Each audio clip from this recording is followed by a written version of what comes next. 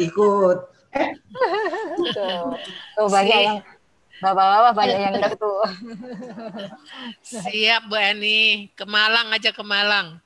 Oh iya, Malang juga oke tuh. Di sana ada Bu Erni juga. Iya. Pak RT tahu yang naik pesawat dan pilot. Kalau aku jawab ini ya keluar nggak? Suaranya? Mestinya enggak ya? Oke, Bu Ica kita mulai aja ya. Oke. Nah, itu.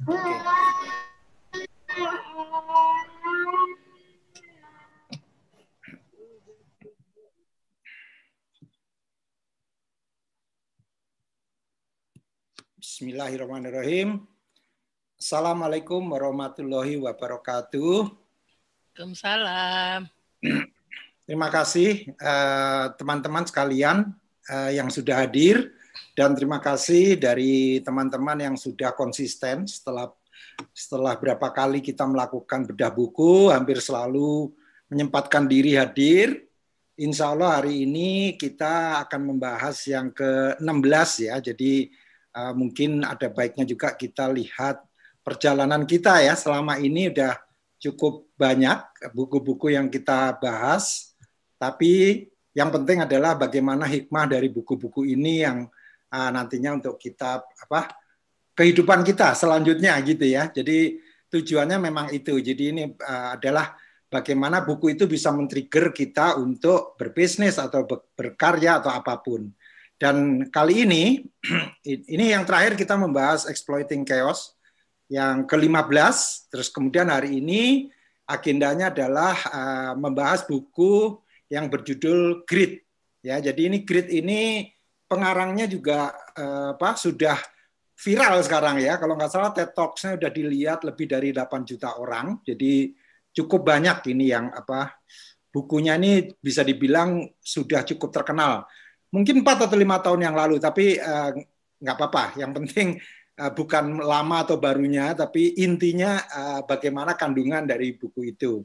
Akan dibahas nanti buku ini oleh Ibu Ica Suryono. Beliau adalah seorang leadership coach yang sudah berpengalaman sangat lama sekali, lebih dari 20 tahun, dan berkecimpung di dunia bisnis itu sudah begitu banyak.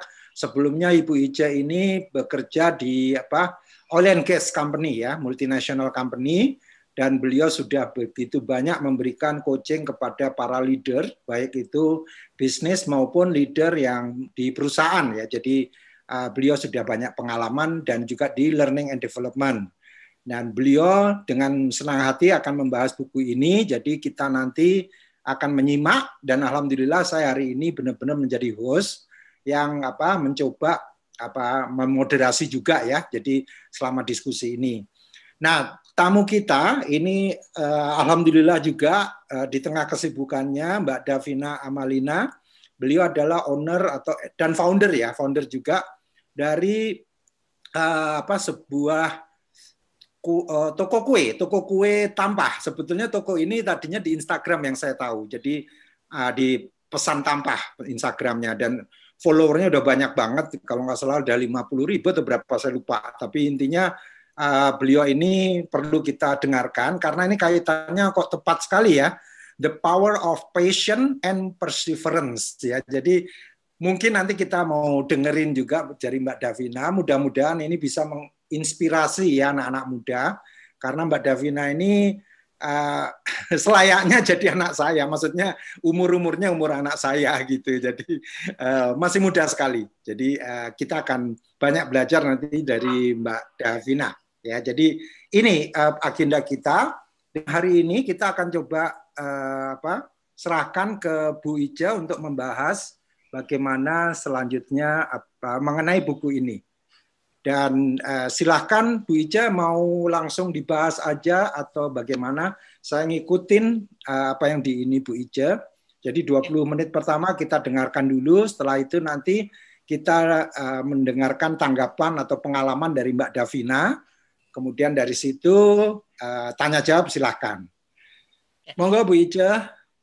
Terima kasih Mas Gatot. Assalamualaikum warahmatullahi wabarakatuh. Waalaikumsalam. Ya, terima kasih udah pada datang ya untuk sesi ini, Mas Gatot. Kita akan mulai aja.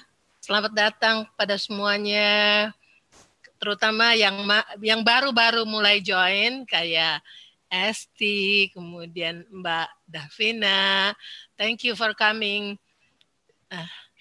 Mas, boleh kita mulai aja, Mas, dengan presentasi slide-nya. Silakan. Oh, slide-nya. Oke. Ya, ya. Silakan sambil Ibu Ica Oke. Ya, buku yang kita akan bahas ini saya akan bahasnya bareng-bareng dengan Mas Gatot sebetulnya nanti.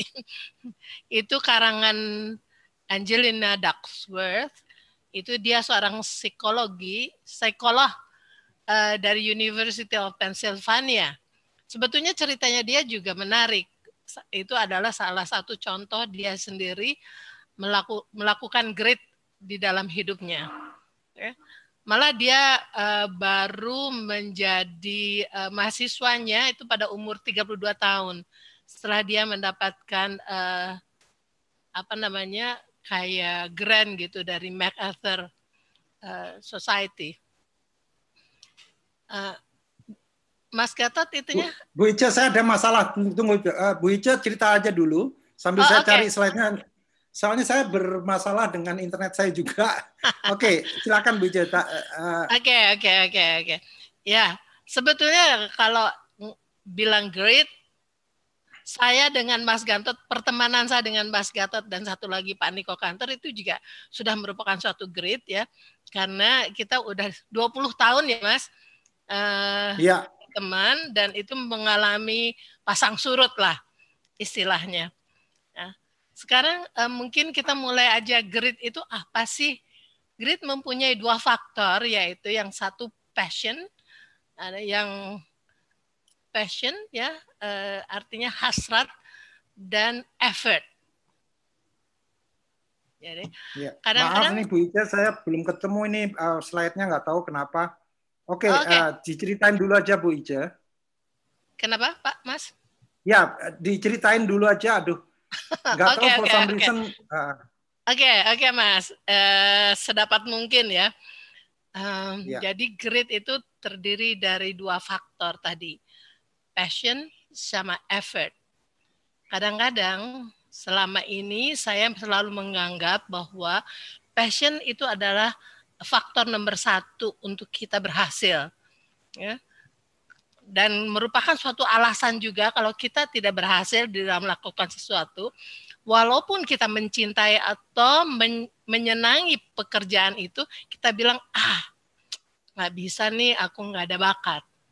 Jadi pandangan umum bahwa bakat itu merupakan salah satu faktor yang terpenting. Tapi Angela Duckworth itu melakukan studi dan riset selama bertahun-tahun. Dia mewawancarai beribu-ribu orang, ya. Alhamdulillah udah bisa nih. Ya. Oke. Ya. Oke. Jadi slide yang pertama mengatakan bahwa apa sih yang mendorong untuk sukses itu, bakat atau usaha. Jadi pertanyaan inilah yang kemudian memacu Angela Duckworth untuk melakukan riset selama bertahun-tahun dan menginterview berapa banyak orang dari mulai kadet di West Point, guru-guru, kemudian top salesperson di dalam beberapa organisasi. Dia hanya ingin menjawab pertanyaannya, dia apa sih sebetulnya yang memisahkan orang sukses dan yang tidak. Ternyata dia berkesimpulan bahwa effort itu lebih bisa menjadikan orang menjadi sukses.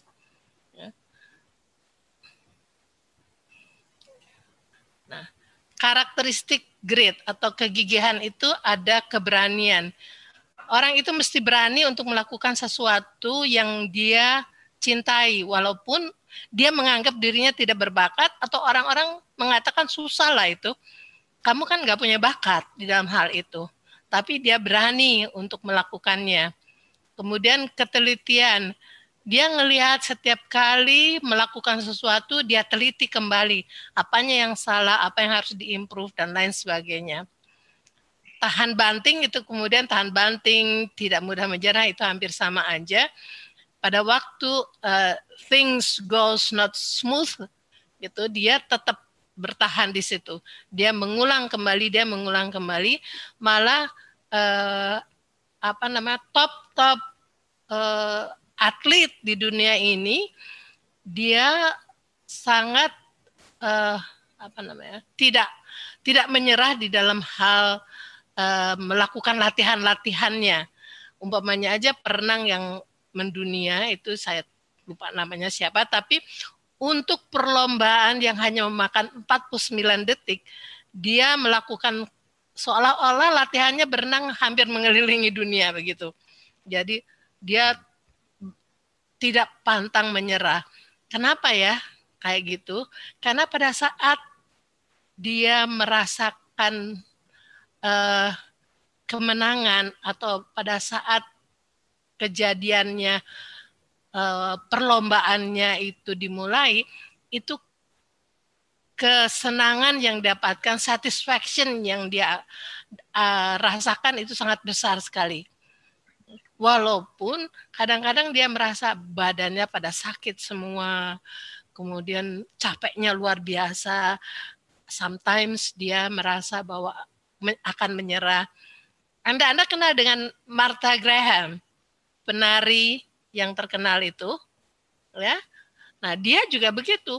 Kadang-kadang sampai sakit seluruh badannya, dia nggak bisa bergerak, tapi dia membayangkan pada saat tari itu dipentaskan, kesenangan dia, kebahagiaan dia, kenyamanan dia bisa bayangkan, dan itu yang membuat dia bertahan. Oke. Semangat tentu aja dia harus mempunyai semangat yang luar biasa. Nah, dua definisi yang penting.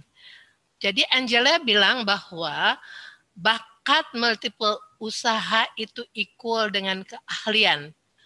Tetapi keahlian dengan multiple usaha itu adalah pencapaian. Ya. Kita mungkin mempunyai bakat, tapi kita tidak ada usahanya. Ya. Kita ignoring atau kita bilang karena usahanya sebentar aja udah nggak berhasil, dia udahlah, dia tidak ada usaha yang terus menerus. Jadi bakat itu it's tersia-sia kalau kita tidak manifestasikan di dalam usaha kita untuk mencapainya, begitu. Oke. Ya, Mas. Mengapa orang yang berbakat tidak otomatis sukses? Itu tadi. Jadi godaan seeking the easy way out atau mencari jalan keluar yang mudah itu menjadi hambatan dia untuk tidak mencapai tujuannya.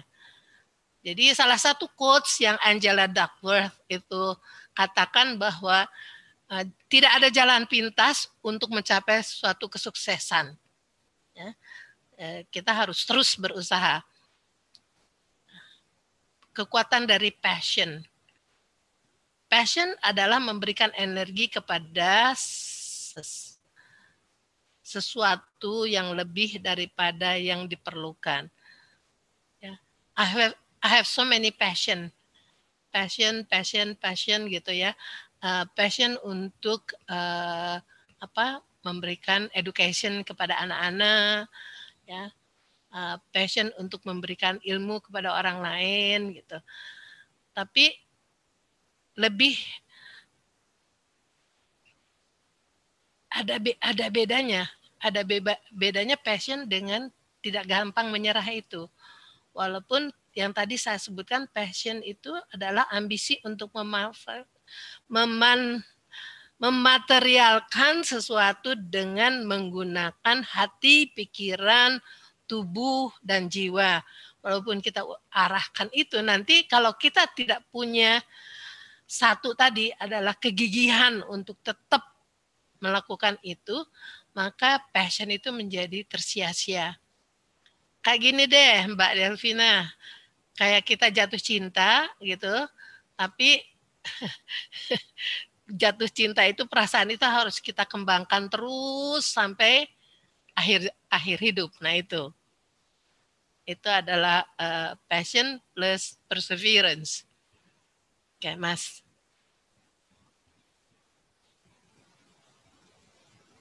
Terus, nah ini dia.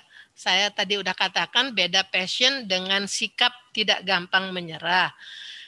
Kegigihan atau grit itu adalah kombinasi dari dua karakter yang telah saya katakan tadi adalah passion dan sikap tidak gampang menyerah. Passion berarti konsistensi dalam mengejar sesuatu tujuan dalam jangka waktu yang lama. Tidak gampang menyerah di sini yang lain adalah kemampuan Anda untuk mengalahkan kesalahan dengan kerja keras. Ya. Tadi saya sudah terangkan bahwa passion aja kalau kita tidak mempunyai kemampuan untuk terus berusaha itu akan tersia-sia jadi passion kita. Jadi gimana caranya sekarang kita untuk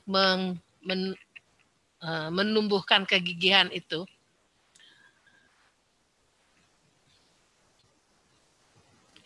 Pertama, kita harus bisa menumbuhkan sebuah keterpukauan, fascination.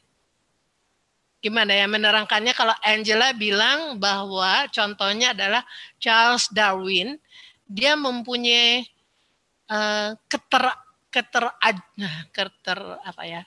keterpukauan lihat kehidupan,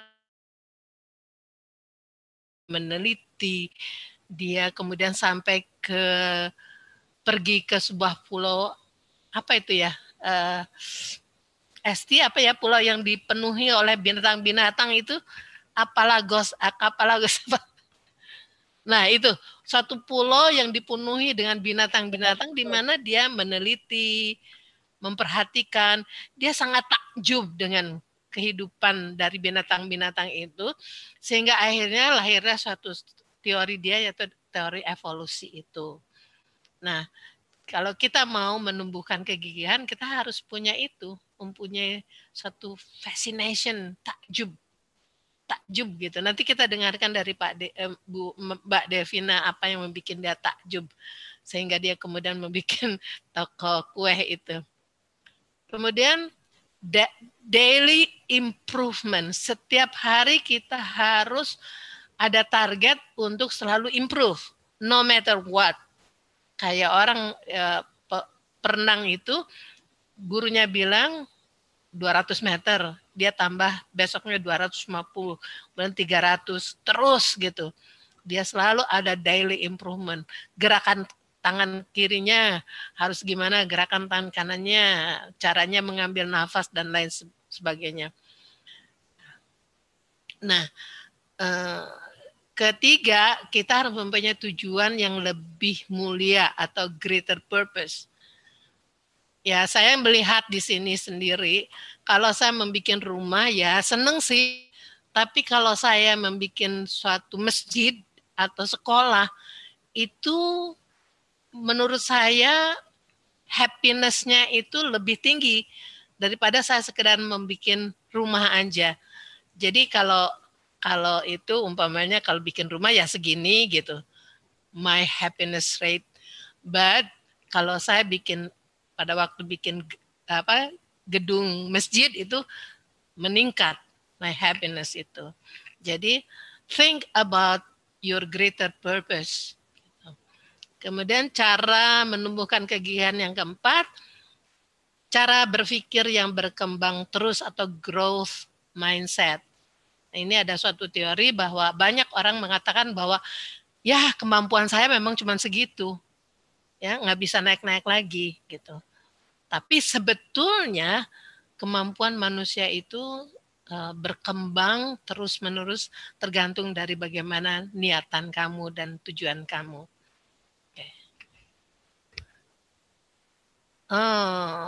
ini udah tadi saya katakan Mas, kalian develop fascination itu terpukau akan sesuatu, memperbaiki diri setiap hari juga. Whatever it takes, I want to improve. Whatever it takes. Ya, I want to improve. Oke.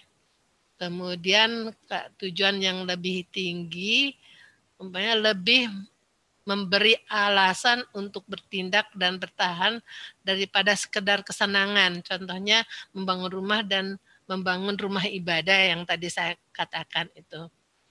Ya, kita cara berpikir yang selalu berkembang, mindset itu tadi. Jangan membatasi pola pikir Anda sendiri. Nah, growing from inside out. Nah, untuk 2 slide terakhir ini, saya mau minta bantuan Mas Gatot. Mas Gatot, gantian sama saya bedah what is it in that file. Silahkan. Ya, enggak, melanjutkan aja Bu Ica. Jadi 2 slide terakhir ini sebetulnya lebih menekankan kepada bagaimana kita bisa membangun grid itu ya dari dalam keluar gitu. Jadi apa yang benar-benar basicnya itu dari diri kita gitu. Jadi ini yang menarik. Jadi di bagian kedua dari buku ini Angela membahas mengenai bagaimana ini membangun dari dalam keluar. Jadi ada 4 hal yang dia fokuskan di sini adalah pertama follow your passion. Ini udah disampaikan tadi oleh Bu Ica dengan sangat baik. Jadi yang namanya minat itu bisa tumbuh saat didorong oleh feedback yang positif dari teman kita, dari saudara kita, siapapun ya yang memberikan feedback positif. Mungkin nanti Mbak Davina juga bisa cerita ya, mungkin ada dorongan dari keluarga kenapa mendirikan pesan tampah itu misalnya ya. Kemudian keinginan mempelajari hal-hal baru. Jadi sesuatu yang tadinya belum pernah dilakukan, dia lakukan untuk sesuatu yang mungkin berbeda gitu ya. Kemudian kedua mengenai praktis. Jadi umpan balik langsung dan informatif dan membutuhkan pengulangan dan refleksi. Jadi praktis ini penting sekali karena tadi dikaitkan dengan yang dikatakan Bu Ica ya. Jadi daily improvement itu ada di sini. Jadi practice and practice. Kemudian purpose ya, orientasi pada tujuan hidup yang lebih besar yang tadi membedakan antara membangun rumah sama membangun tempat ibadah gitu ya. Kalau rumah mungkin untuk diri sendiri dan keluarga, kalau tempat ibadah kan untuk ribuan orang, ratusan orang gitu ya. Jadi beda gitu. Jadi itu greater purpose gitu. Kemudian hope seiring dengan pola pikir kita. Artinya setiap growth mindset kita itu dikaitkan dengan harapan yang lebih baik lagi seperti apa ke depannya. Nah, kemudian yang di bagian terakhir di part 3 dari buku ini, Angela menekankan juga bahwa itu bisa dibangun juga dari outside in. Jadi artinya kita, ini bagusnya gini, mungkin kita semua akan pernah punya anak atau akan punya anak gitu ya. Jadi dia pendekatannya pendekatan rumahan banget nih. Jadi ini cocok ini untuk nanti kita bahas bareng karena tamu kita juga orang rumahan ya, mungkin pernah bekerja sebelumnya. Tapi intinya dia menekankan bahwa parenting for good itu penting sekali karena keteladanan dalam keluarga itu baik ayah maupun ibu maupun orang yang lebih senior di dalam rumah itu sangat memberikan contoh yang sangat baik untuk anak-anak bahkan pada saat usia mereka masih kecil.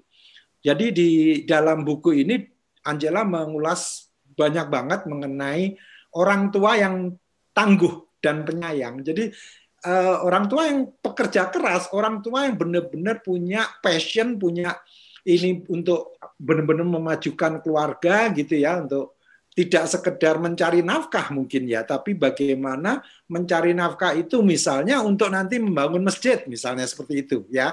Jadi ini penekanan sebagai yang tangguh dan penyayang ini keren banget gitu menurut saya. Jadi dia care pada keluarga. Andaikan dia suatu hari pulang malam itu karena dia juga bukan nggak sayang sama keluarga, tapi dia juga untuk masa depan yang lebih baik ya, bukan untuk dirinya tapi untuk masyarakat misalnya seperti itu. Kemudian areanya apa aja, playing field for grid-nya itu apa aja. Ternyata penekanannya justru saya jadi ingat nih waktu SMP saya sudah dikenalkan dulu ekstrakurikuler. Jadi selain pelajaran sekolah, kita diwajibkan untuk ikut kegiatan ekstrakurikuler. Itu kalau nggak salah seingat saya minimum 1 atau 2 ya. Saya waktu itu kedua gitu. Untuk menumbuhkan minat. Jadi minat itu bisa tumbuh dari situ gitu. Jadi saya juga ingat sekali bahwa ternyata salah satu ekstrakurikuler saya dulu membuat kecap gitu. Terus membuat tempe gitu ya. Nah, ternyata yang saya ingat bukan membuatnya bagaimana, tapi caranya kita berdialog, berdiskusi dengan 5 orang, 6 orang anggota tim ya. Jadi kita latihan leadership itu pada saat kita masih kecil ternyata, dan kita akan ingat terus ya sampai tua gitu ya. Kemudian disiplin terhadap aturan tanpa mematikan minat anak. Nah, ini kan sering banget di bedah buku kita yang waktu itu kita membahas originals, kan waktu itu ada sebuah penelitian yang mengatakan bahwa dalam 1 hari anak itu menerima kata-kata jangan itu kalau nggak salah sekitar 100-an gitu ya. Jadi mau gini dengan jangan, kamu nanti jatuh, ini jangan, pokoknya jangannya itu banyak banget gitu. Nah, bukan berarti jangan itu tidak boleh, tapi jangan itu harus ada reason-nya apa, harus jelas. Ya, jadi kemukakan reason dulu baru melarang gitu. Nah, ini bagus sekali untuk pendidikan anak ya. Jadi playing field for grid ini termasuk menetapkan disiplin tapi tanpa mematikan minat dari anak. Jadi kita tahu minat anak itu ke mana gitu. Dan tumbuhkan budaya untuk menumbuh kembangkan grit tadi gitu. Jadi grit ini sendiri sebetulnya saya lihat di bahasa Indonesianya apa gitu ya. Saya juga mikirnya juga waktu melihat TED Talks-nya si Angela ini, saya pikir grit itu semacam tekad ya, tekad bulat gitu, atau suatu keinginan yang luar biasa yang disertai keuletan gitu ya. Makanya ada passion and perseverance. Jadi ini dua-duanya digabungkan. Dan jadikan ini suatu kebiasaan. Jadi menumbuhkan grit. Jadi buku ini bisa dibilang mempromosikan bahwa every one of us itu diharapkan untuk selalu menumbuhkan grit. Tadi Bu Ice sudah membahas daily improvement ya. Jadi setiap hari harus kita improve gitu. Nah, kemudian kalau kita bekerja, baik itu di perusahaan atau kita punya tim kerja, misalkan membangun pesan tampah itu nanti Mbak Davina bisa cerita, temukan budaya yang pas untuk saling menumbuhkan grit di antara individu yang ada di situ. Ya, jadi ini saya cuma melengkapi dari apa yang tadi sudah disampaikan oleh Bu Ice, karena ini adalah suatu hal yang menurut saya perlu kita tangani bersama, mengingat yang namanya grit ini juga merupakan suatu kebutuhan ya, menurut saya tidak hanya sekedar nice to have, tapi benar-benar kebutuhan yang hakiki gitu ya. Nah, kemudian kita akan masuk ke tanggapan ya. Tanggapan ini sengaja saya jelaskan kemarin juga ke Mbak Davina ya, bahwa istilahnya yang namanya bedah buku ini, pertama kita mengulas buku dulu, setelah itu kita ingin mendapatkan masukan dari masukan dalam arti bisa disanggah juga loh. Jadi tidak harus setuju dengan apa yang kita katakan, Bu Ice katakan, saya katakan. Sebetulnya bukan yang saya katakan atau Bu Ice katakan, tapi yang Angela katakan. Ya, nggak benar itu, passion aja nggak cukup, misalnya kayak gitu, silakan. Nah, pesan tampah ini sendiri, yang saya tahu tadinya memang di Instagram ya, tapi ternyata tokonya ada di Sektor 9, Bintaro. Ini contoh-contohnya kue-kuenya ya, pokoknya enak deh. Dan saya sudah ke sana hari Senin kemarin, saya coba sendiri makanannya, mantap bro, semuanya saya beli. Memang saya udah sore sekali waktu itu mau hujan, dan saya coba sendiri ke sana, ternyata makanannya waduh, bikin apa? Kalau orang Jawa bilang kelametan ya. Jadi kalau lihat ini rasanya keren banget gitu. Oke, Mbak Davina silakan apa? Kalau mau slide share juga silakan. Tapi kalau mau berdiskusi silakan. Tapi intinya dari mungkin sedikit apa ya ulasan aja mengenai buku tadi. Apa yang menurut Mbak Davina perlu Mbak Davina komentari mengenai buku itu, atau sesuatu yang baru yang mungkin Mbak Davina bisa katakan untuk menyemangati kita semua dalam berbisnis gitu. Monggo Mbak, silakan. Oke, salam kenal semuanya. Selamat pagi. Saya Davina dari Tampah, atau kalau di Instagram kita biasanya dikenal dengan @pesantampah. Jadi sedikit, kalau tadi aku dengerin tentang grit, passion, sama preference, aku ngerasa semuanya sih inline ya. Kayak dua itu hal yang sangat dibutuhkan ketika kita memulai sesuatu. Bukan cuman bisnis sih, tapi kayaknya semua kayak di dalam hidup tuh memang butuh kegigihan dan juga rasa apa sih, kalau tadi kan passion untuk mengejar sesuatu ya, untuk terus tumbuh. Karena ya kita namanya manusia, kita juga harus growing every day. Aku sedikit cerita, jadi Tampah itu sedikit cerita tentang backgroundku. Jadi dulunya itu gak langsung masuk ke bisnis. Aku kerja di kantoran, di multinational company. Waktu itu kebetulan di Unilever Indonesia. Posisinya waktu itu terakhir sebagai brand marketing manager selama kurang lebih 7 tahun di sana. Nah, disitulah aku sebenarnya mulai mengenali minat dan apa ya, kesukaan aku. Jadi kalau tadi kan Bapak Gatot juga pernah bilang ya, kayak salah satu yang bisa mengasah minat tuh contohnya ekstrakurikuler. Nah, aku sangat beruntung karena aku masuk ke kantor di mana itu di situ aku benar-benar terbuka apa sih yang aku suka. Jadi waktu itu aku di marketing team, dan selama 7 tahun itu kita dirotasi. Jadi aku pernah megang brand di beberapa kategori seperti kategori oral, aku pernah megang Pepsodent, terus pernah juga di beverage, aku pernah pegang Buahvita, terus pernah megang beauty di Pond's, terus pernah pegang foods, Bango, dan yang terakhir tuh aku pegang di kategori hair di shampoo. Dari semua kategori itu ternyata aku tuh suka banget sama foods kategori. Jadi emang karena dasarnya tuh emang sebenarnya jiwanya foodies, suka makan. Di sini ada nggak yang suka makan? Nah, aku tuh suka banget. Nah, jadi aku suka banget kulineran, dan ternyata tuh di keluarga aku juga memang suka kuliner. Jadi kalau kita pergi, itu tuh dicari kita makan apa ya gitu, bukan kayak pemandangannya atau apanya. Jadi kayak makanan apa nih yang dituju gitu. Nah, jadi memang jiwa foodies itu kebawa lah sampai besar. Jadi ketika masuk ke kategori waktu itu di Bango, itu tuh aku bener-bener gila aku suka banget gitu. Dan kebetulan kerjaannya juga aku suka banget itu marketing. Marketing itu gimana sih kita bikin produk konsep sampai akhirnya bisa kejual dan menghasilkan sales. Jadi itu dua hal itu yang membuka mataku. Oke, aku suka banget nih sama dunia ini, dunia marketing. Aku bikin produk konsep, aku bikin iklannya sampai orang beli, sampai orang suka produknya. Dan ternyata dari semua kategori yang aku udah coba, beauty, oral, terus hair, itu semua aku paling suka di foods. Singkat cerita, di tahun 2015 prioritasnya karena menikah dan punya anak berubah dari yang karir. Akhirnya aku mikir kayaknya udah no longer fit my lifestyle gitu, karena kayak pulang malam, lembur dan segala macam. Akhirnya aku memutuskan untuk resign dan membangun si Tampah ini.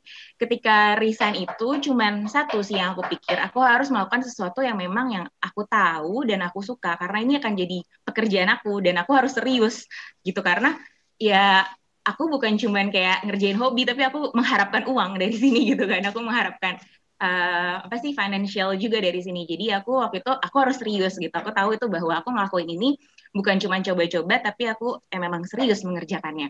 Dan akhirnya aku pilihlah mengerjakan kue-kuean ini. Karena memang itu tadi ya, sebagai latar belakang aku suka banget dengan membuat produk, marketing, jualan itu memang memang suka gitu. Dan foods, makanan itu aku suka. Nah, jadi si Tampah ini aku kerja bareng sama kakakku. Waktu itu aku ngajak kakakku, ini di sini fotonya ini kak. Jadi kita ini berdua ngebangunnya. Dan kebetulan memang kita berdua ini memang dua-duanya suka makan, suka kuliner, dan yang paling kita suka itu adalah makanan Indonesia gitu. Jadi waktu itu kita oke, ini pasti makanan Indonesia.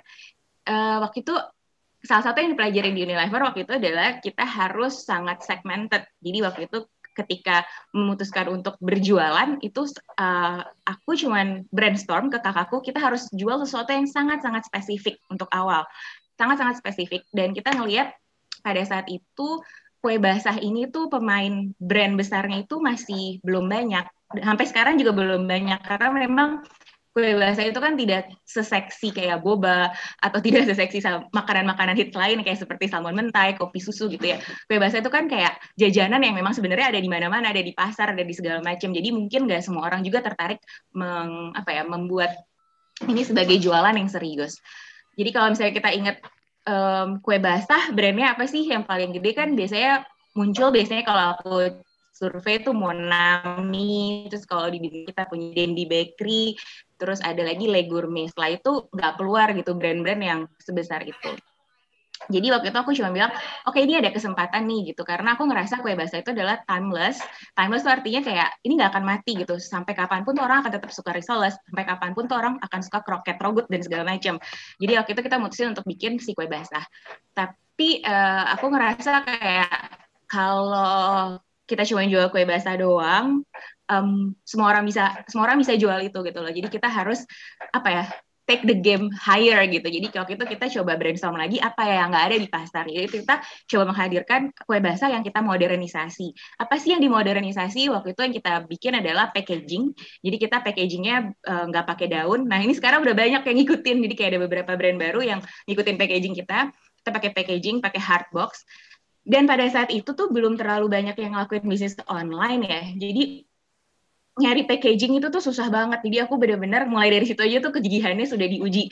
Mulai dari Pasar Senen, aku tanya, bisa nggak sih bikin packaging hardbox sebesar ini gitu, dengan mika yang besar. Karena aku pengennya kan lumayan besar ya, 80 cm, terus pakai full mika. Waktu itu kayak nggak ada, sampai akhirnya jalan lagi ke Pasar Fatmawati, itu nggak ada juga. Terus sampai akhirnya nyari-nyari, bener-bener nggak ada yang mau ngerjain, sampai akhirnya ketemulah satu vendor yang sampai sekarang kita pakai. Itu juga kegigihannya itu mulai dicoba di situ.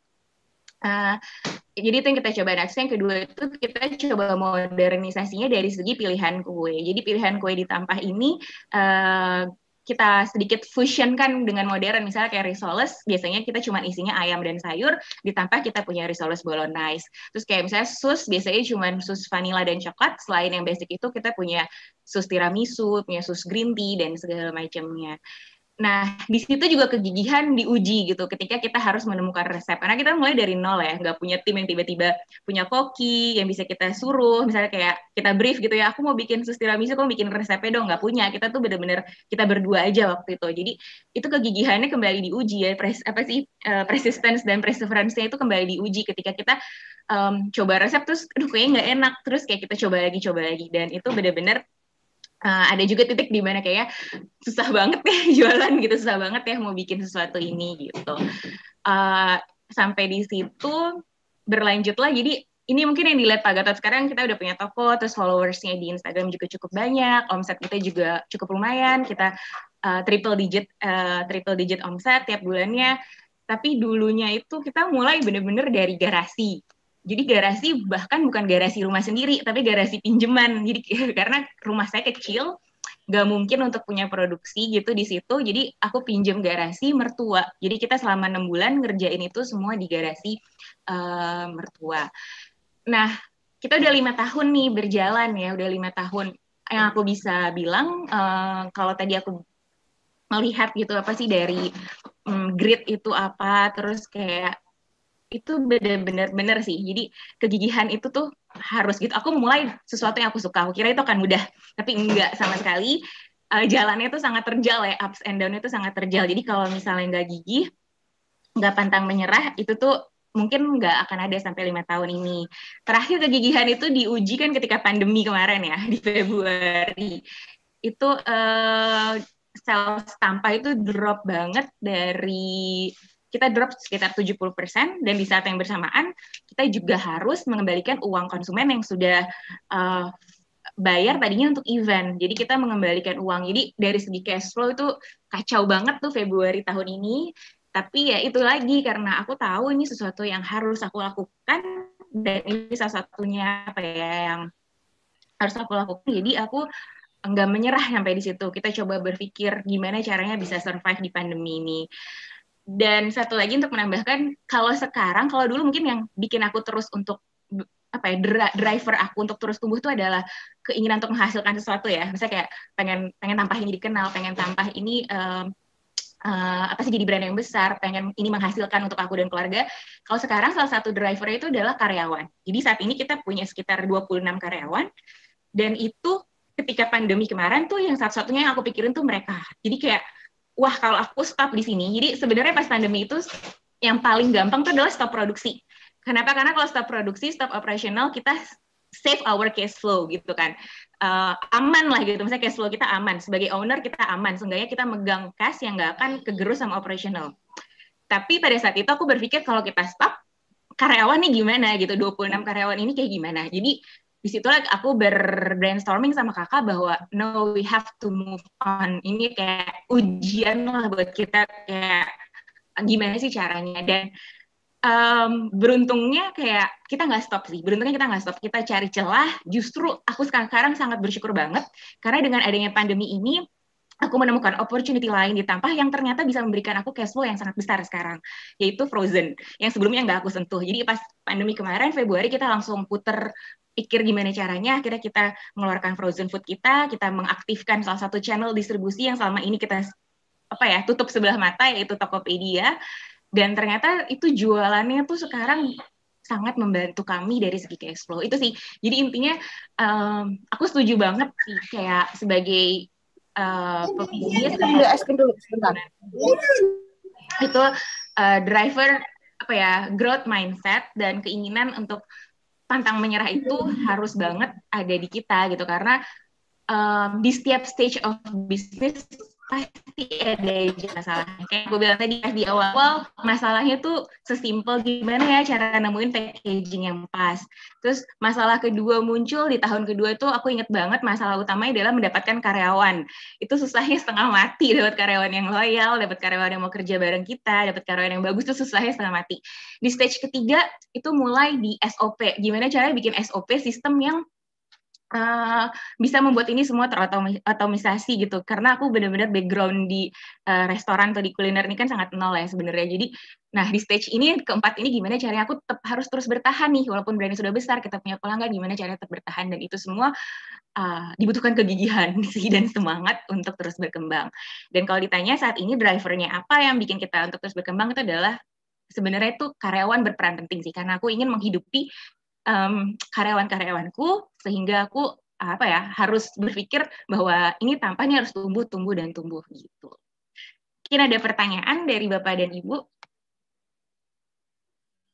Ini karyawan. Luar biasa. Terima kasih sharingnya. Silakan kalau ada pertanyaan. Mungkin saya dulu ya, karena saya sempat tanya ke Mbak yang jaga kemarin, Mbak Davina. Kapan ini toko dibuka? 3 bulan yang lalu. Berarti pada saat pandemi malah buka toko. Mungkin bisa diceritakan kenapa begitu. Oke, jadi sebenarnya tuh rencana buka toko itu udah ada di akhir tahun lalu. Jadi kita udah bayar sewa itu di Januari. Februari Pak Jokowi kan mengumumkan pandemi. Terus jadi, wah ini ada pandemi nih gitu. Kita waktu itu sempat maju mundur nih, buka jadi nggak toko. Akhirnya kita sempat hold selama 3 bulan. Kita lihat situasi. Tapi akhirnya aku malah ngelihat ada opportunity. Ternyata tuh kalau misalnya aku share sama foodpreneur yang lain, GoFood, peningkatan penjualan GoFood itu sangat meningkat pada masa pandemi ini. Jadi karena orang kan nggak bisa jarang makan keluar ke mall, jadi mereka tuh pembelian by GoFood itu sangat-sangat tinggi. Nah di situ aku mikir, wah ini toko justru ini adalah saat yang tepat gitu, karena kalau aku tanpa toko tuh aku nggak bisa jualan GoFood Pak Gatot, karena kita semuanya by order, jadi orang WA dulu terus kita bikinin. Tapi kalau ada toko kan kita bisa punya ready stock sehingga aku bisa jualan GoFood dan GrabFood. Nah disitulah aku ngerasa justru ini adalah saat yang tepat. Ya udah nekat. Jadi itu tadi ada juga ya kayak poin keberanian, nekat aja. Walaupun saat itu ada gue bilang cash flow lagi kacau banget tuh, sebenarnya lagi nggak terlalu sehat karena kita drop banget jualannya, terus kita harus ngeluarin uang juga, kembaliin ke konsumen. Tapi aku ngeliat ada peluang dan I think good leader tuh harus make a good decision, dan saat itu kita berdua ngeberanin diri untuk make that decision, which aku sangat bersyukur kita bikin decision itu karena bener-bener GoFood dan Tokopedia itu menjadi penyelamat kita selama di pandemi ini. Gitu sih, Pak. Ya. Ya. Ini ada yang tanya di chat mengenai frozen food-nya tuh apa aja? Oke, jadi semua frozen food kita sebenarnya kue-kue yang kita jual seperti risoles, terus kayak ada pastel, panada, yang bisa kita frozen kan. Tapi nggak semuanya sih bisa di frozenin. Jadi kayak itu sih, banyak kan kue asinnya gitu. Oke. Makasih banyak. Ini ada pertanyaan Mbak Cut Lakeisa. Silakan kalau mau langsung. Halo, kedengeran nggak suara aku? Kedengeran. Oke. Halo Mbak Davina sama Pak Gatot sama tadi makasih banyak ya udah sharing. Jadi kebetulan aku tahu talk ini dari Tante Wulan, mungkin Pak Gatot tahu jadi aku mau nanya ke Mbak Davina. Jadi kebetulan lucu banget, aku juga ex Unilever, aku 2 tahun kemarin di Unilever, terakhir di Vero juga. Jadi tadi waktu dengar ceritanya loh kok bisa. Oh gitu? Iya. Nah aku tuh mau nanya, mungkin karena dari kemarin udah 7 tahun di Unilever, sekarang pindah mungkin jatuhnya ke entrepreneur. Mungkin knowledge yang paling applicable dari Unilever yang sekarang benar-benar kepake banget dijalanin di si kue tampah ini gitu. Mungkin dari strategic thinking-nya atau aku nggak tahu deh apa yang benar-benar kepake banget gitu. Itu sih. Thank you. Oke. Yang paling kepake banget pasti familiar ya sama growth mindset kalau di Unilever. Jadi kan kayak kita tiap tahun juga kayak growth. Itu kepake banget karena kayak pas dari awal itu aku emang udah berjanji pada diriku sendiri bahwa ini bukan cuma sekedar jualan, tapi ini harus menjadi bisnis. Yang namanya bisnis itu kita harus tumbuh gitu ya. Dari yang tadinya aku ingat banget bulan pertama paling kita cuma bisa 300.000, itu aku nggak, bulan depan harus 3 juta. Terus bulan depannya lagi harus ini, harus itu. Nah itu yang sangat kepake sih sebenarnya. Jadi mindset of bisnisnya itu sendiri yang sebenarnya yang sangat kepake buat aku sehari-hari ini. Jadi makanya kenapa sih ada toko gitu? Karena itu memang udah aku rencanakan. Jadi tahun kelima itu harus ada toko gitu. Terus tahun kelima ini sebenarnya harusnya ada halal, ada sertifikat halal dan PRT, cuma itu agak mundur kayak gitu. Terus yang kedua yang sangat kepake di Unilever itu adalah kita kebiasaan ngeplan kan ya, terus kebiasaan punya target. Mungkin kalau inget pas zaman aku atau sih aku kan angkatan lama ya, dulu tuh ada kayak PDP gitu yang 3 bulanan kita nulis masih ada target. Ada ya. Nah, itu kebiasaan itu kepake banget. Jadi kayak walaupun ini bisnis kecil-kecilan, mulai dari garasi itu aku tetap bikinin target itu gitu. Jadi aku bikinin target itu, dan itu juga aku aplikasikan ke karyawan aku, dan itu sih yang ketiga itu yang aku kepake banget. Aku sangat merasa beruntung kerja di Unilever tuh karena aku ketemu di sana tuh bos-bos yang oke banget. Jadi aku kayak ngerasa salah satu yang aku pakai itu juga adalah leadership. Makanya kenapa ada sharing of joy ini. Jadi kalau pas ini nih di bis ini outing nih ceritanya. Jadi kayak karena dulu di Unilever kan sering banget ya kita ngelakuin kayak outing bareng, terus sharing of joy kayak cuman makan-makan. Nah itu aku coba aplikasikan juga ke tim aku, walaupun timnya beda banget gitu. Ini kan timnya ibaratnya mereka pendidikannya juga SMA ke bawah. Cuman aku coba bikin ini, terus aku juga setiap gajian kita ada evaluasi. Jadi kayak wah kamu nih kita coba evaluasi kerjanya dia, dan aku coba bikin karir pet juga. Jadi itu yang aku pelajarin juga sih di kerjaan. Nah, kalau dari segi brandingnya atau marketingnya yang paling kepake itu, yang paling aku inget tuh adalah itu sih segmented. Jadi ketika mulai bisnis, cobalah sangat segmented gitu ya, walaupun kecil, tapi kalau kita benar-benar segmented, itu kayaknya akan long lasting deh dibandingin bikinnya sangat umum atau generik gitu. Dan itu aku pelajarin juga di Unilever. Gitu, Mbak. Baik. Oke, thank you Kak Davina. Ya, banyak yang mau bertanya nih Kak Davina. Ini ada Pak Saritomo, setelah itu Bu Utari. Silakan Pak Saritomo dulu. Terima kasih Pak Gatot kesempatannya. Wah, ini luar biasa nih. Saya juga nggak sengaja ternyata ketemu alumni Unilever. Mbak Davina, saya juga alumni Unilever ini Mbak Davina. Waduh, banyak orang Unilever yang uli ya. Reuni ini. Reuni. Angkatannya tuh beda-beda nih. Saya 91 sampai 2005. Terakhir juga di food saya masuk 2005. 2005. Iya. 2005 saya di Unilever Food Solution. Oh, di UFS ya, Pak. UFS, ya, oke. Wow, salut sekali nih. Ngomong-ngomong, bisa nggak nih dikirim ke Surabaya ini? Belum bisa. Saya di Surabaya soalnya. Oke, sukses Mbak Devina ya. Terus Pak Gatot, saya boleh izin mau tanya ke Ibu Ice ya? Silakan, boleh Pak. Ya, Pak? Bisa. Boleh, Pak. Ibu Silakan. Ya, Ibu Ice, ini saya ini pernah mendapatkan cerita, tapi saya memaknai ceritanya itu masih bingung gitu ya. Mudah-mudahan saya bisa menanyakan ini ke Bu Ice ini ya, berkaitan dengan bakat, mungkin juga persisten dan seterusnya. Jadi pertanyaan ini cerita, tapi nanti hikmahnya apa saya ingin mendapatkan masukan dari Bu Ice. Jadi cerita singkatnya, ada satu anak kecil di Eropa Timur yang dia itu senang sekali nari balet dan dia merasa bahwa dia itu berbakat dalam balet tersebut. Nah, dia bercita-cita menjadi balerina yang terkenal. Mungkin umurnya sekitar 6 sampai 8 tahun begitu. Nah, pada saat itu di kota kecil tersebut akan kedatangan pelatih balet yang terkenal dari negara tersebut dan dia ingin menunjukkan bakatnya ke pelatih tersebut. Nah, pada saat pelatih nasional itu datang, dia menunjukkan bakatnya. Komentarnya apa dari pelatih balerina itu? Dia mengatakan, udah cukup, kamu udah yang kamu tunjukkan itu bukan sesuatu yang luar biasa. Kamu nggak akan pernah jadi balerina terkenal begitu. Itu baru pertunjukan mungkin sekitar 1 menit begitu ya, sehingga dari peristiwa itu si anak kecil itu menjadi down gitu, dan dia tidak melanjutkan cita-citanya menjadi balerina dan menjadi ibu rumah tangga yang biasa. Nah, ceritanya 20 tahun kemudian atau 25 tahun kemudian itu si pelatih datang lagi ke kotanya dan dia penasaran gitu. Penasaran mengapa kok pelatihnya mengatakan hal seperti itu, padahal dia kepengen sekali sebenarnya.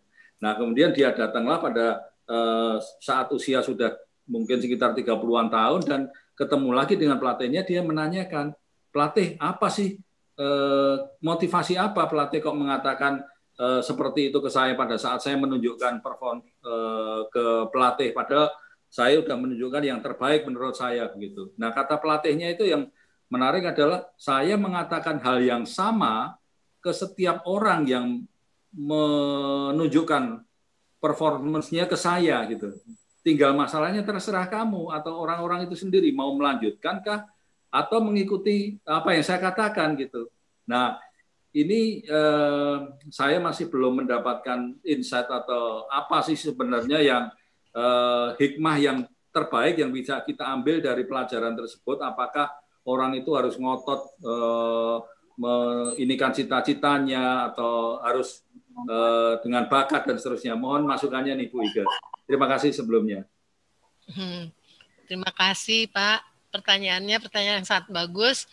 Ini di kita juga ada yang master dari EQ, mungkin juga bisa membantu menjawab itu. Tapi saya jawab dulu.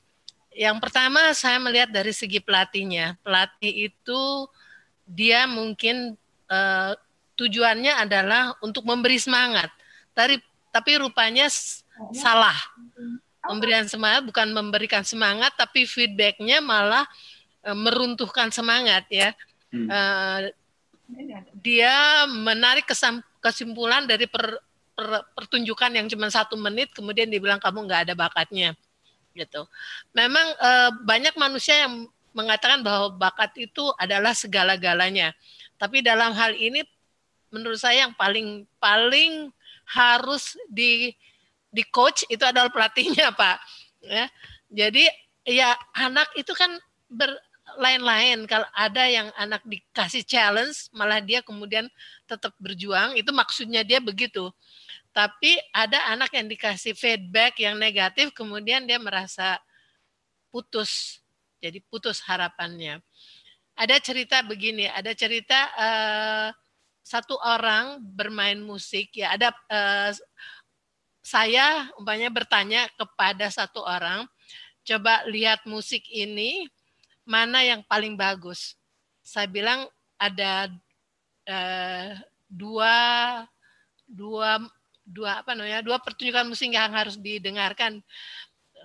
Yang satu, padahal satu orang yang melakukannya, cuman saya bilang yang satu adalah orang yang berbakat, yang satu adalah orang yang berusaha dengan gigih. Kemudian padahal orangnya satu, tapi dia nggak tahu bahwa orangnya satu. Kemudian didengarkanlah musik yang sama dengan recording yang sama, tapi orang yang mendengarkan selalu bilang bahwa itu musik yang orang yang berbakat itulah yang paling bagus. Dia bilang gitu, padahal sama. Jadi pandangan orang tuh juga mempengaruhi penilaian.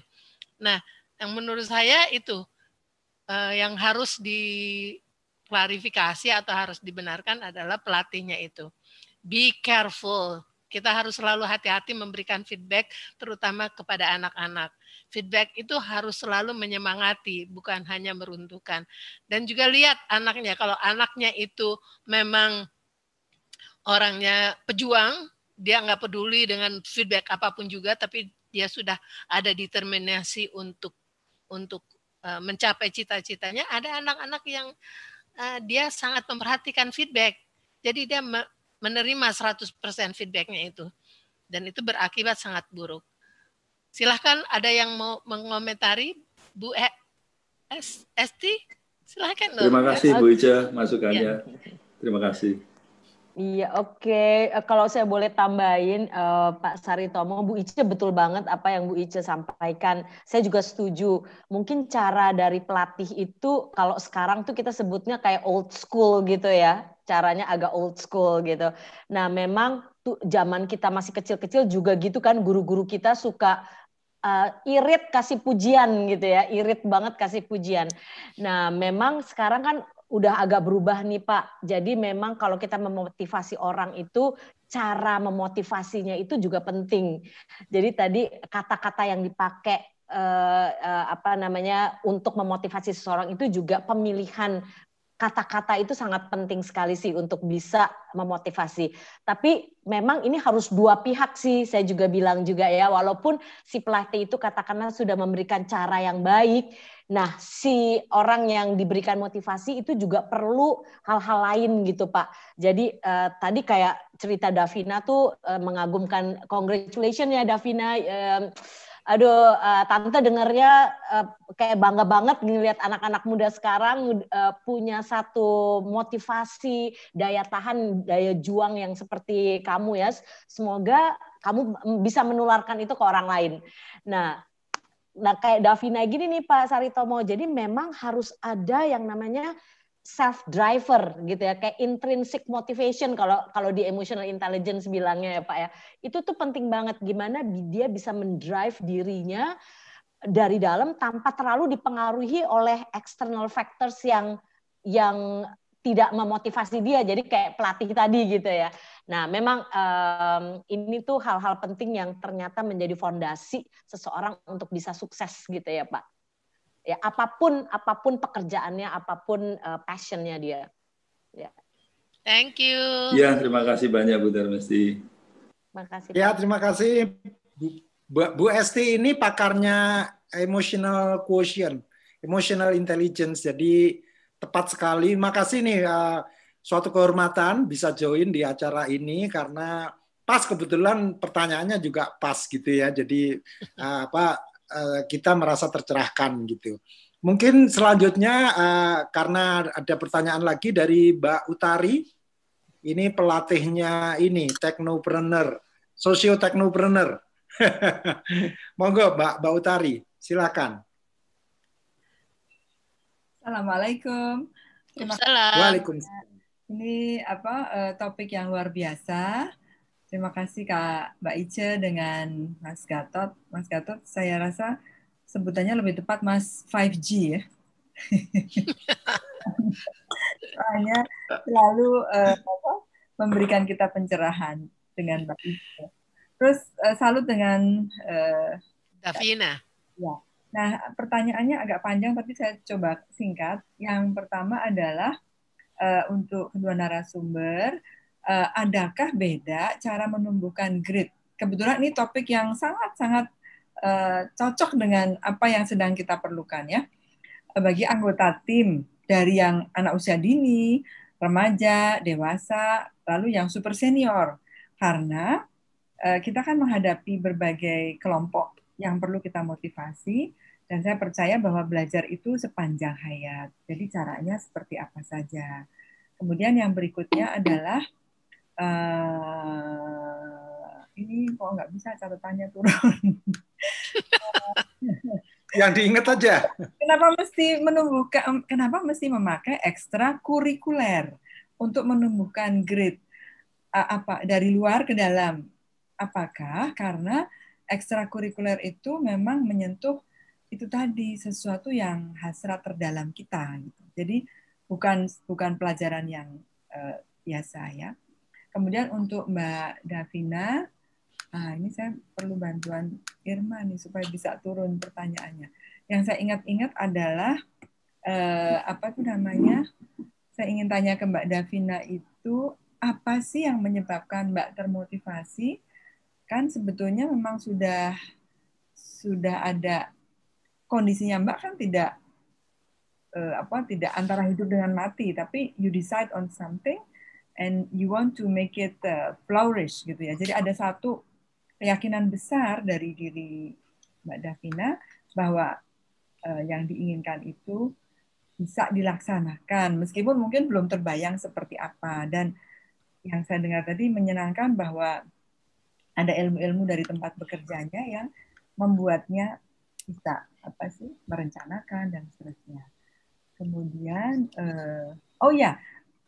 karena itu contoh dari UMKM yang sukses, dan kebetulan saya sangat suka dengan budaya, apakah Mbak fokus untuk mengembangkan jajanan Nusantara yang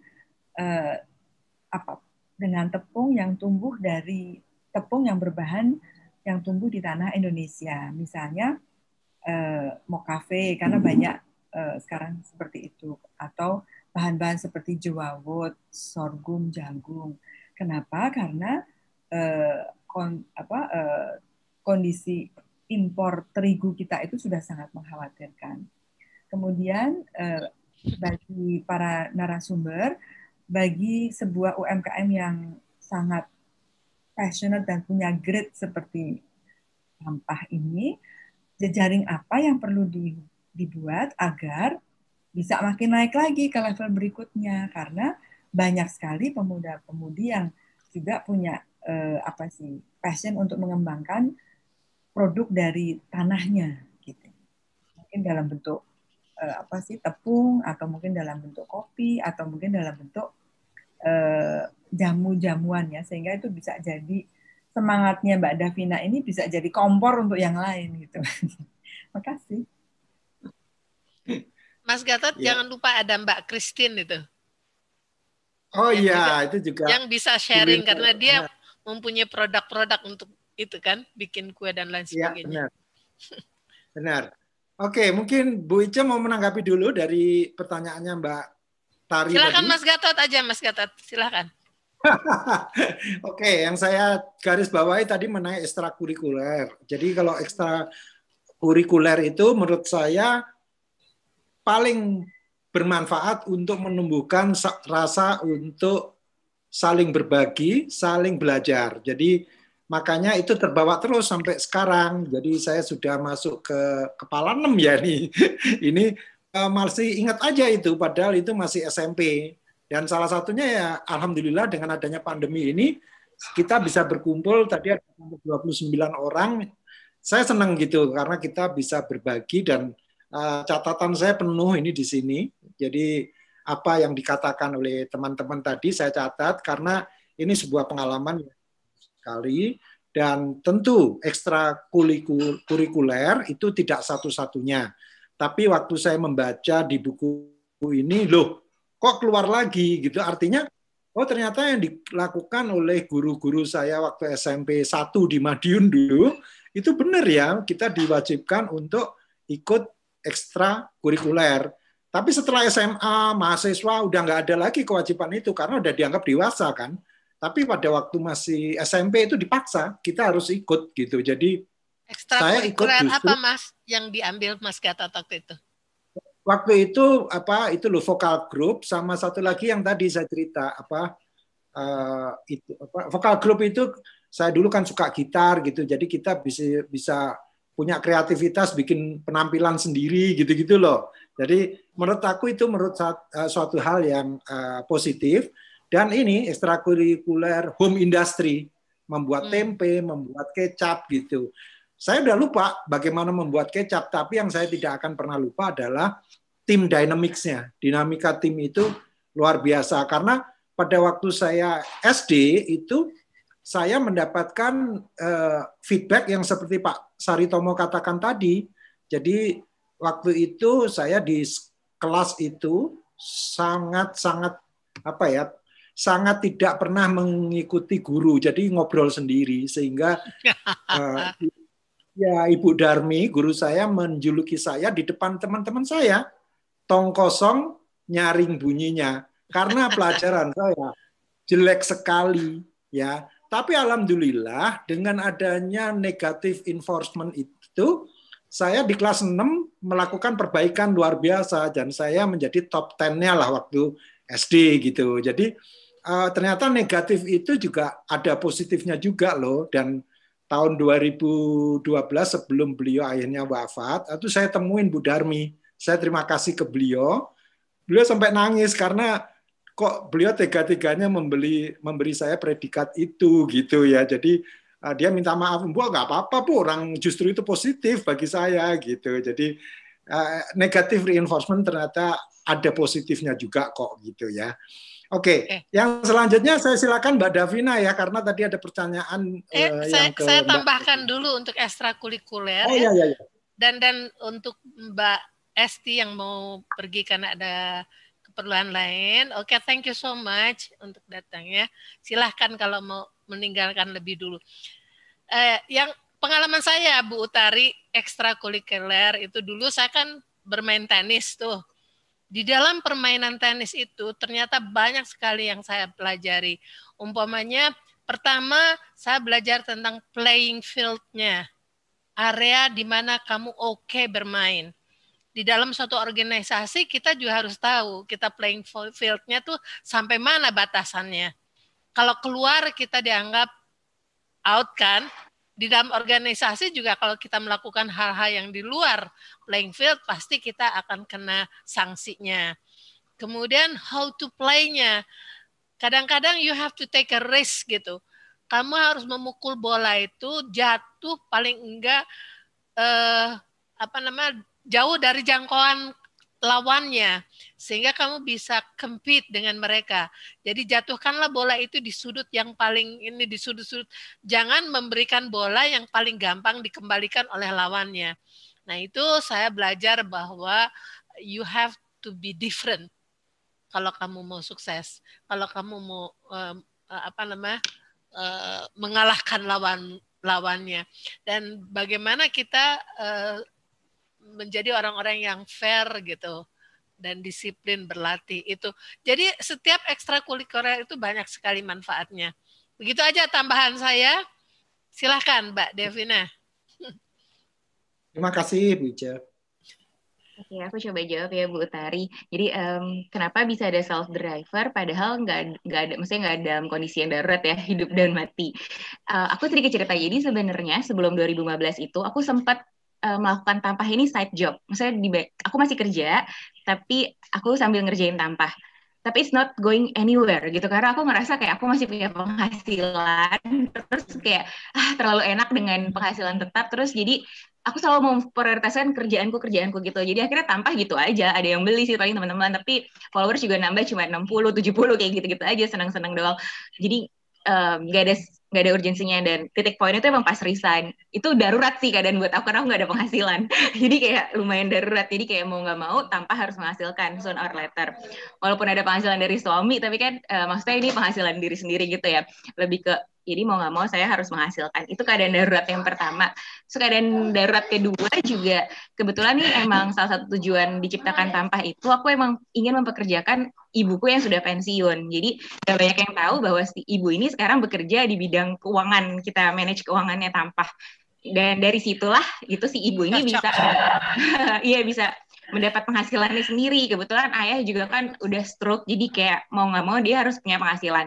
Nah, keadaan darurat 2 itu si ibu yang apa ya self driven untuk terus maju. Terus yang ketiga itu jadi agak emosional.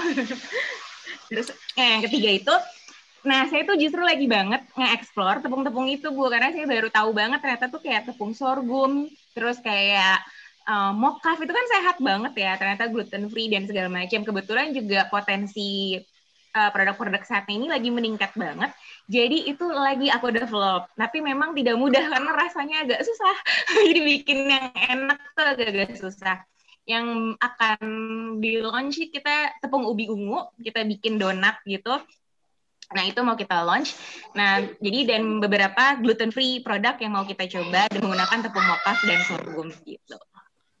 Tepung labu itu labu yang kuning itu, Mbak? Oh iya, labu kuning. Nah, labu kuning itu juga enak banget dijadiin ini tepung. Cuma aku kesulitan supply-nya, Bu. Jadi kemarin saya dapat nanti yang supply Mbak Christine. boleh kalau ada info kemarin baru beli dikit-dikit. Nah, itu enak tuh dibikin donat. Cuma aku kesulitan dari supply-nya. Oke. Bu Christine ada yang mau ditambahkan?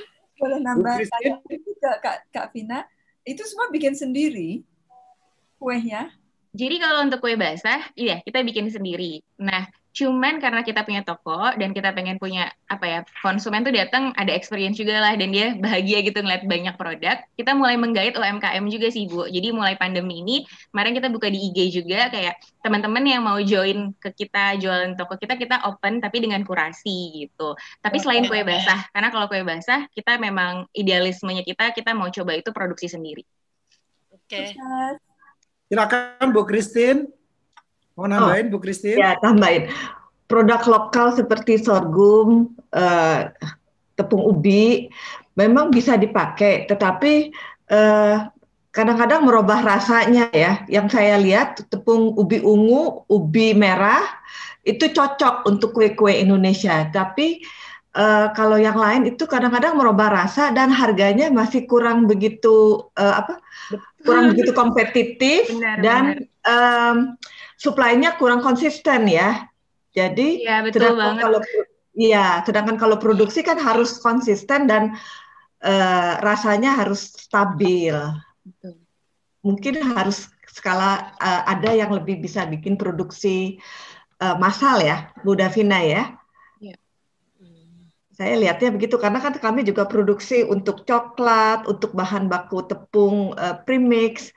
Kesulitan di bahan lokal itu konsistensinya yang masih kurang. Iya. Oke. Tapi kita juga pakai juga sih tepung ungu, ubi ungu ya, coba ubi merah sudah dipakai dibikin donat. Terus dibikin mungkin kayak seperti kue pukis ya, itu bisa gitu.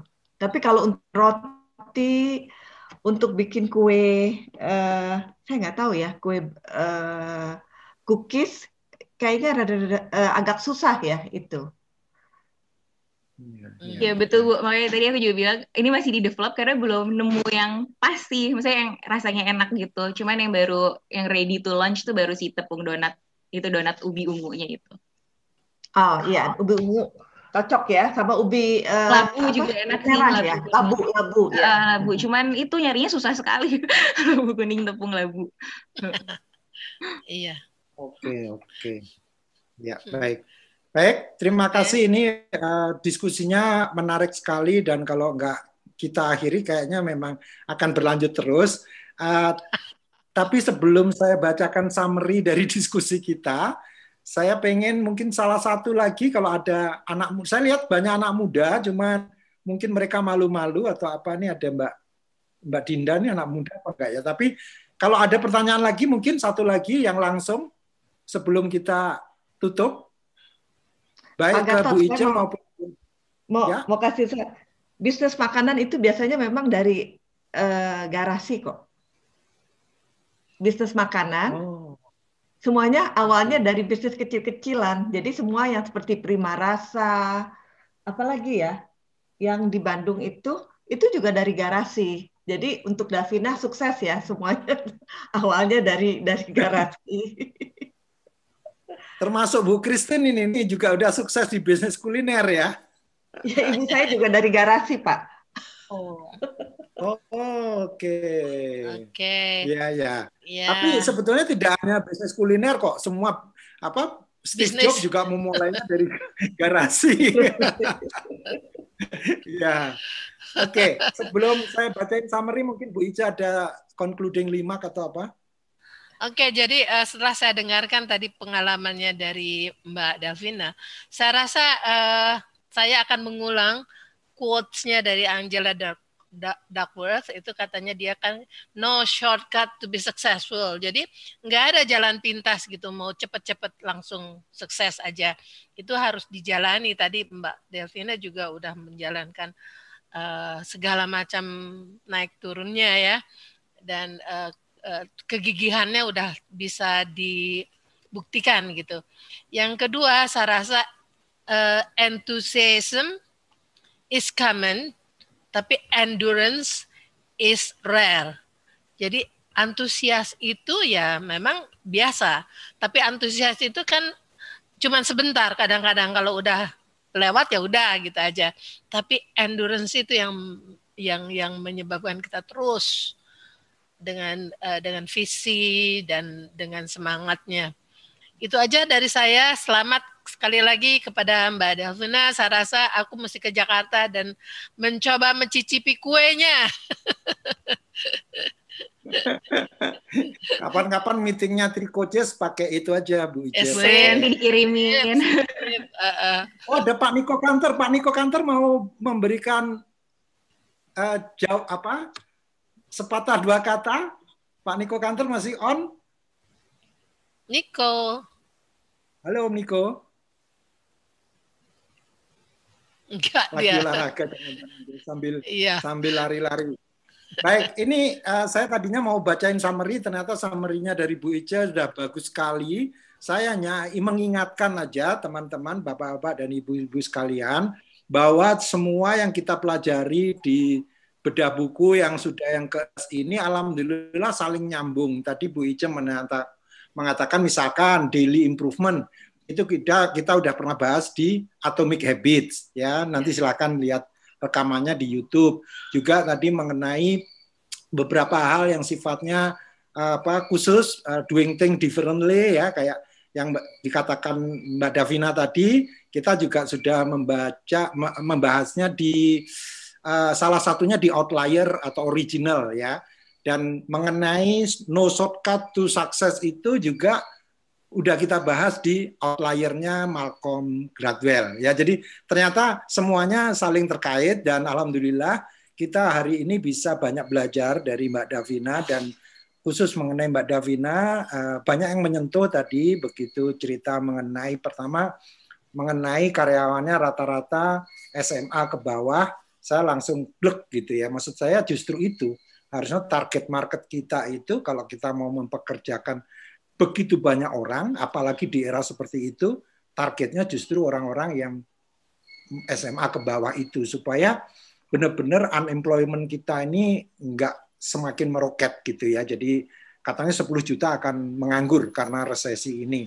Jadi ini salut untuk Mbak Davina. Yang kedua, waktu tadi menceritakan tentang ibu, ya sangat menyentuh sekali, dan menurut saya inilah the reason why we do the business itu menjadi tujuan yang mulia. Tadi yang dikatakan Bu Ica tadi purpose. Juga greater purpose. Gitu. Jadi nggak melihat hanya tadi kan gini, kalau Mbak Davina kan mulai dari sekedar bukan sekedar lah hobi, tapi juga akhirnya harus ada uangnya dong gitu, dan harus jadi bisnis gitu, bukan jadi semacam ini aja sampai mengembangkan SOP, ya. Jadi ini suatu hal yang luar biasa yang saya garis bawahi, dan pertanyaan-pertanyaannya sangat bagus dari teman-teman.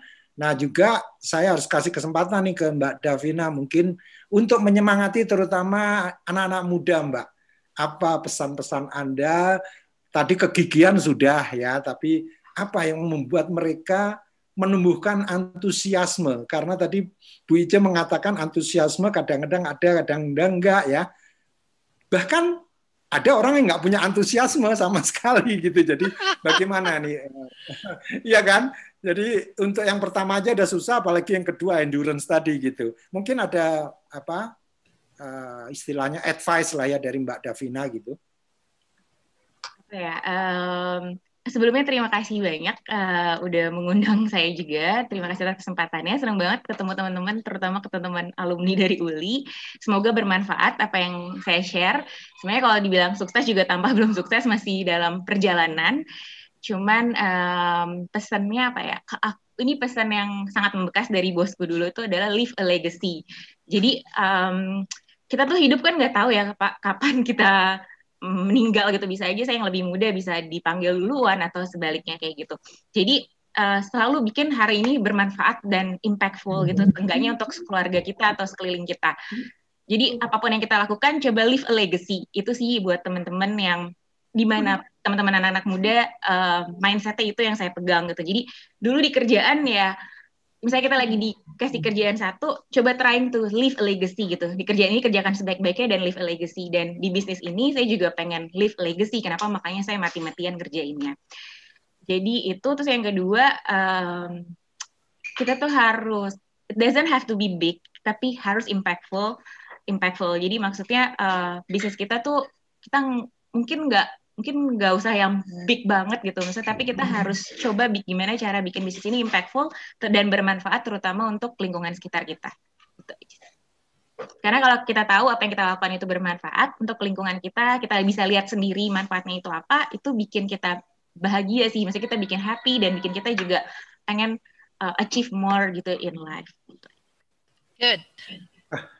Terima kasih Mbak Davina, luar biasa. Satu kata yang tadi berulang kali dikatakan oleh Mbak Davina adalah segmented ya. Nah, kenapa saya bilang itu penting? Karena saya suka banget marketing ya. Jadi walaupun bidang saya strategi ya, lebih ke strategi, dan banyak buku marketing yang mau saya bahas, tapi saya masih gojek-gajek dibahas apa enggak.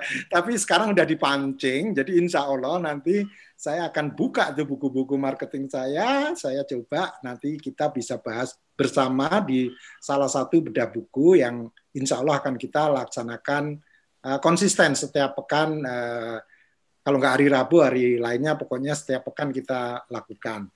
Oke, karena waktu juga, jadi kita memang batasin biasanya 1 atau 1,5 jam. Mudah-mudahan ini semua bermanfaat. Terima kasih Ibu Ice yang sudah membahas buku sehingga bisa memberikan area untuk kita berdiskusi ya. Cantolannya adalah buku Grit tadi. Kemudian terima kasih Mbak Davina karena menjawab dari sisi praktisi. Jadi bagaimana dalam prakteknya yang namanya kegigihan, karena ternyata membuat box aja sampai jalan-jalan ke Senen, ke Fatmawati ya, itu yang kita sebagai konsumen melihatnya cuman keren ya, pesan tanpa ya, kalau lihat IG-nya memang bagus gitu.